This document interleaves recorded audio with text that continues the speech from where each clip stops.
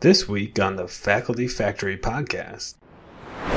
If you feel overwhelmed, imagine how your poor reader will feel.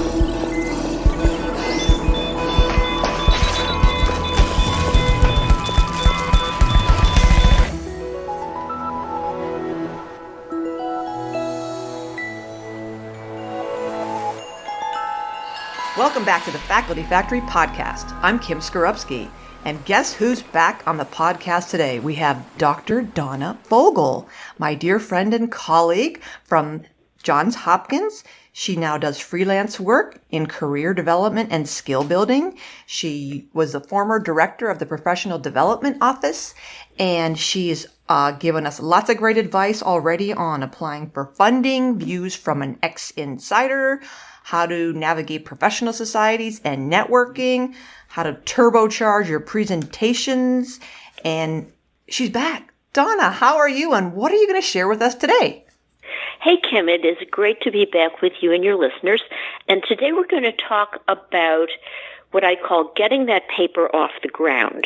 Lots of times the most difficult part in writing manuscript for publication is just getting started.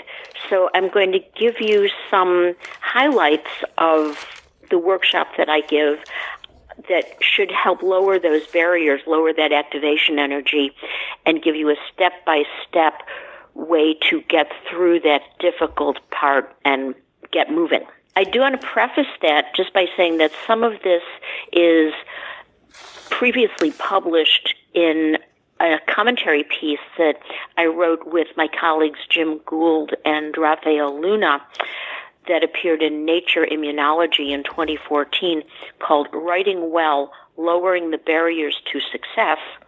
And that's volume 15, pages 695 to 97 for those who care to look up the citation and learn more from what some of my colleagues had to say on this subject. And we give that handout when in my grant writing groups in the Specific Games speed review session, so it is a very valuable piece. So I'm glad you're referencing it, and I can't wait to hear the advice in this snippet that you're going to give to us. Go ahead. Terrific.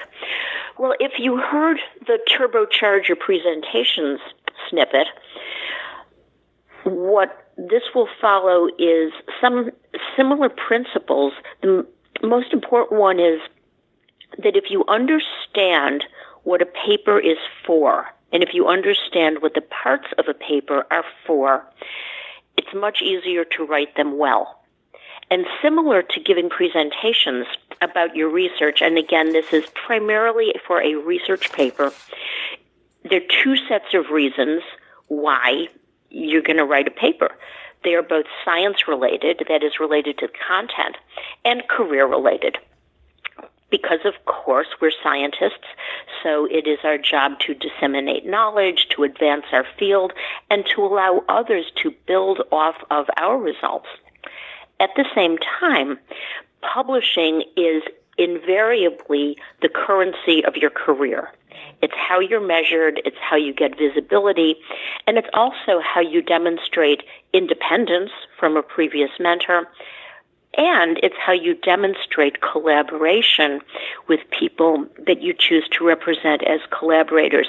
And since I'm a list maker, I made you a list of points, highlights, if you will, from the sorts of things that I like to talk about in more depth. The first one, not surprisingly, is start with a question. Right. You always start with a research question. It may very well be a hypothesis, not always, but you want to be thinking about writing before you even start the work. Next, as you do the work, as you begin the experiments, as you begin the field study, whatever it is you're doing, be thinking about figures. Don't do the work and then go back to the data and say, okay, now I'm going to make the figures.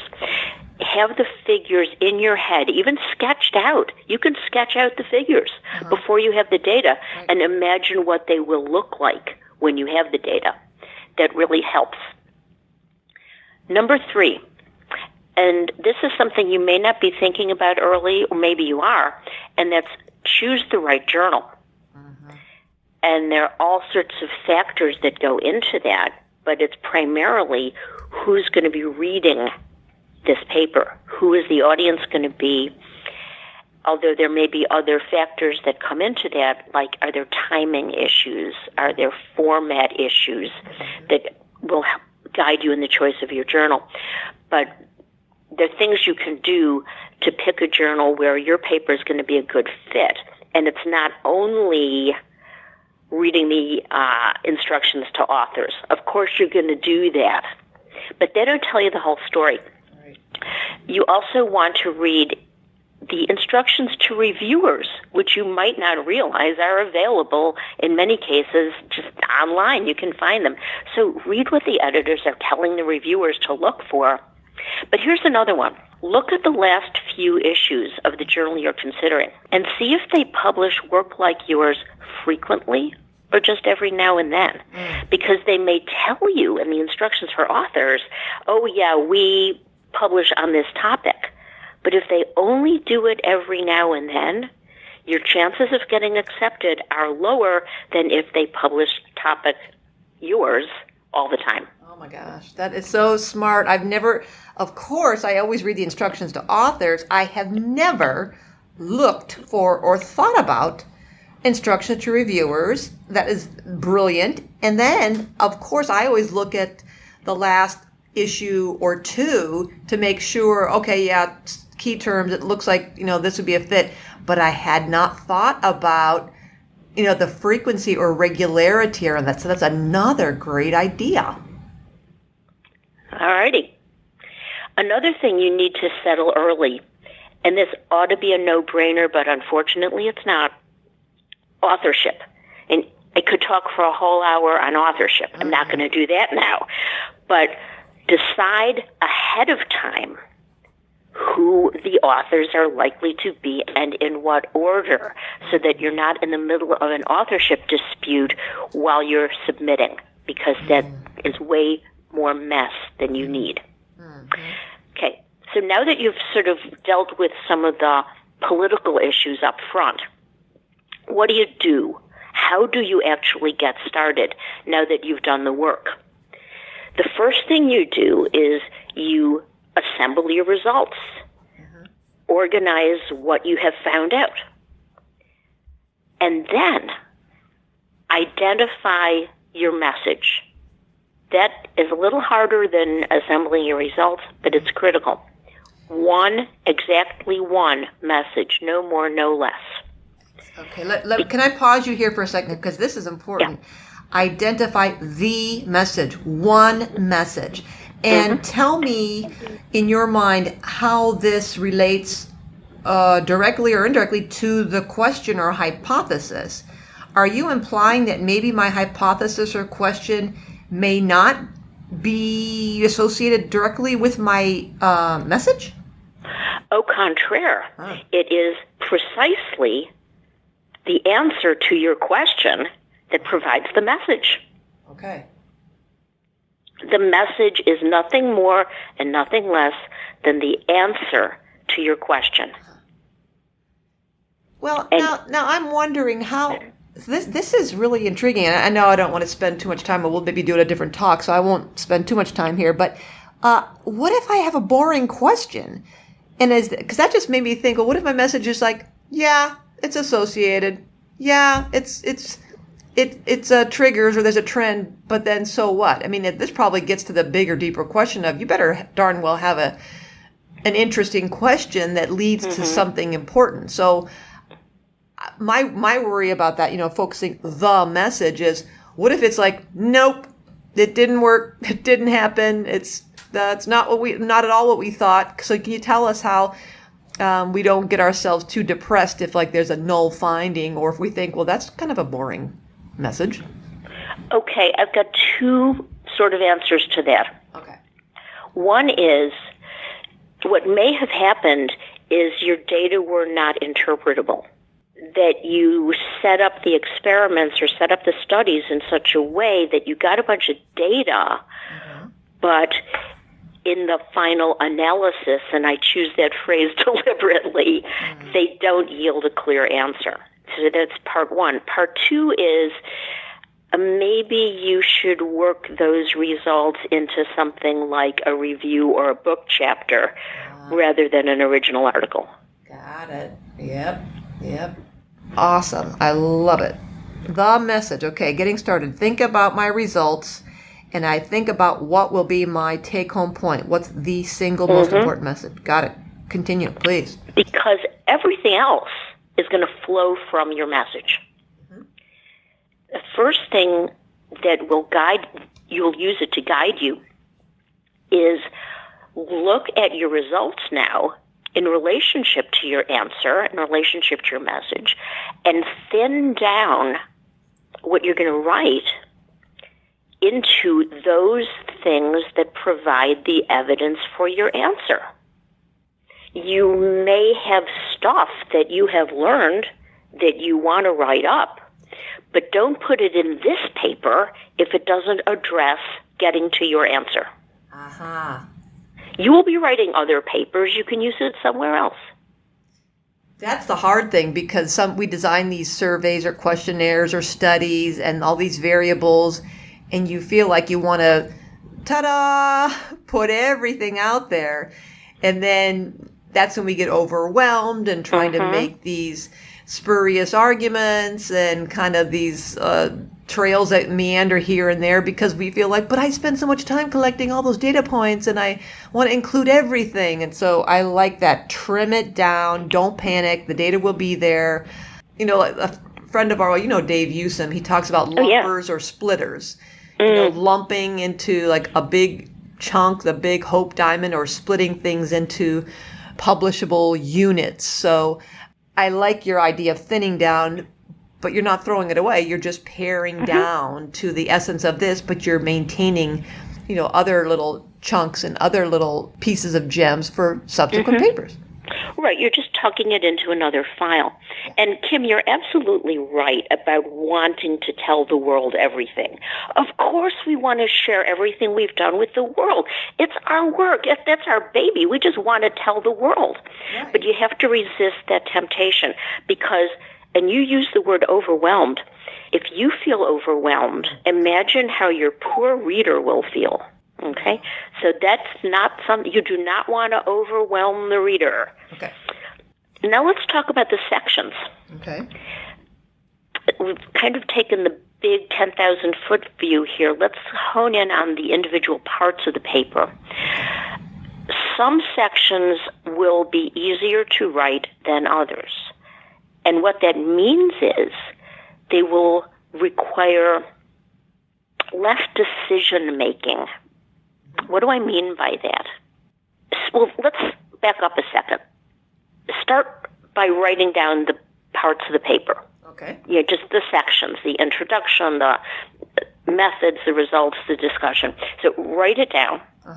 And then as you have that on your screen, insert under those sections some subheadings about what you think is going to be involved in telling your story. Now, what have you got? Right. You've got an outline. Hooray! Well, that was easy. Well, that's a really simple first step. Now, look at the sections and think about which sections require more thinking, require more decision-making, and which don't. Which sections pretty much write themselves.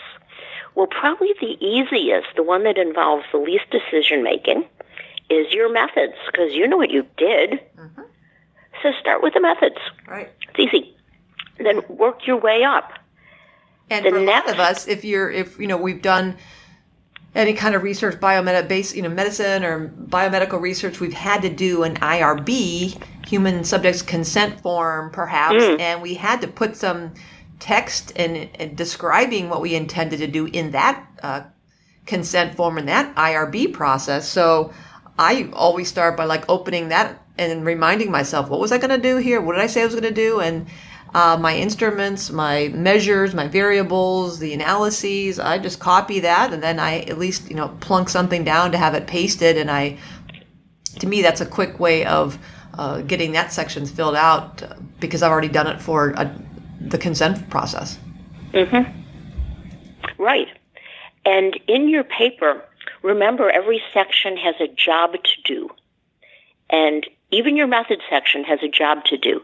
The conventional wisdom is that it's to allow other people to duplicate your results. Well, not everybody who reads this is going to be trying to replicate your results. The underlying purpose of a method section is to show your reader that you're in command of the methods, that you picked the right methods and that you used them appropriately, and that, in turn, supports the validity of your findings. So it's really about your credibility. So that's what you start with. Then you move to the section that takes the next least amount of decision making, because you've already done it, and that's the results. That's right. You've decided what's going in. So you show your evidence. The results are there to support your answer. Then you go to the introduction. Right. And that's the importance, the significance, why it needed to be done.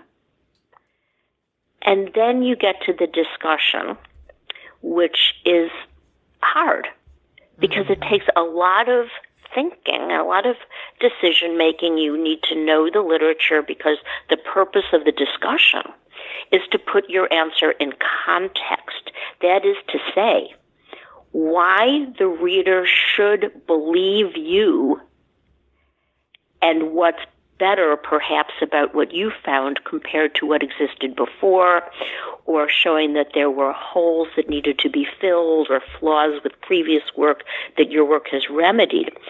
Others who have worked in this field before you'll either agree or disagree with them, and you have to deal with that. And you may use that section to tell the reader what to do with your answer, but you would certainly use it to give the impact or implications for the field. Yeah. And this is going to be messy. Yeah. You're going to write it rough. That's fine. But get something down. Yep. And then you can go back. Mm-hmm. And when you've got that rough draft in place, you can go forward. It's so much easier to edit than it is to get the words down in the first place. But there are three steps to that, 3 steps to the revision. And since this is really about getting it off the ground, I'm just going to allude to them very briefly. But the first is revise for content. That is, have you put in what needs to be in? Have you left out what needs to be left out? Mm-hmm. And is it in the right order? Next, you revise for the writing style. Are the paragraphs organized properly, the sentence structure, the word choice? Mm-hmm. And then finally, proofread for typos, proofread for grammar, and don't just use the spell checker, use your eyeballs, and even better, enlist the eyeballs of somebody else who is not used to seeing it so much, because you're likely to miss things since you have spent an awful lot of time with this piece of writing. Yeah. I will read, I talk to myself a lot, and I read to myself a lot. So because we deceive ourselves all the time. Our eyeballs will, like as you're saying, I'll just skip over the fact that I have 2 thes, the. And until I'm reading it out loud, I'll say, oh my gosh, what the world was I thinking? Or I clearly had started writing a sentence a certain way and got so enmeshed in my prose that ended it up in a different way. And I said, oh my gosh, I just completely, repeated myself here. But because my brain was racing ahead of me. And then so until I stop and literally start speaking it or reading it out loud, that's when I'm like, here, wait a minute, something's wrong here. So I'll even stop myself when my eyeballs are tired and just start reading it out loud. You're absolutely right, Kim. Reading it out loud is a great tool for picking up things that you might just breeze past if you were just looking at the words. Mm-hmm. Donna, I'm curious if you have any words of wisdom for me. I'm struggling with the paper now, and you're making me think. When you talked about, we do methods first, then results, introduction, and discussion. And we all, we know that discussion section is hard. You're putting things in context. And you said, this is where we work hard to make sure that the reader should believe me or convince them that they should believe me. Do you have any thoughts about, this is something I'm struggling with, where I'm working on a paper now and a reviewer said, so it's about late career faculty members. It's a spinoff of a survey my colleagues and I, the group on faculty affairs, did, looking at full-time faculty members age 55 and older across the country. And we had I threw in a couple questions in the survey about caregiving status. And I was curious about, in our older age for late career faculty members, how many of us are providing care for other people, parents or spouses or neighbors, and then that related caregiving burden. Well, in the discussion section, thinking about this, I was trying to say things like, well, the implications why we need to know about this is because there are all these issues going on in academic medicine related to burnout and the lack of joy in medicine. And so it's kind of like going on that tangent of burnout. And the one reviewer said to me, this kind of, you're going off on a tangent on burnout. You didn't measure burnout in the survey. You didn't really talk about the literature and the introduction on burnout. You didn't really set the stage for burnout. So you're talking about late career faculty members, thinking about retirement, and the fact that you threw in these questions, you're curious about how does this weigh in on their ideas about retiring if they're providing care for someone else. And so in that discussion section, that was my challenge to say, why is this important? Nobody's looked at this. Yeah, I'm telling the reader, you should believe me. But, do you have any thoughts or recommendations to maybe other people out there who say, well, what in the world do I say in the discussion? How do I, make sure that this work is elevated to the stage of importance that I think it is without going too far afield of someone saying, well, that was quite a leap, Skorupski. How did you get to burnout? You weren't measuring burnout. Yeah. So, I'm still kind of wondering where are the confidence intervals, the boundaries where we can kind of say, hey, maybe related to this, you might want to think about that because of this, without people going, hang on a minute, you're really pushing it there. Do you have any thoughts on that? Yeah, and it's difficult for me because this isn't my field, but I would say you never want to say, we don't know anything about something. Because you're introducing a blank space, and that's uncomfortable for a reader or for a reviewer. So whenever possible, if you can link it to something where we do know something about it, something in a parallel situation or in a related question where somebody has found something, it just makes it easier for the reviewer and the reader to make that transition. As this group found this in that, and similarly, and it gives you a little bit more of a leg to stand on. So, is this what you're saying? So, are you saying that maybe blank space, like I'm teasing the readership with this concept of that this is important. We need to know that A is prevalent because it may be associated with F.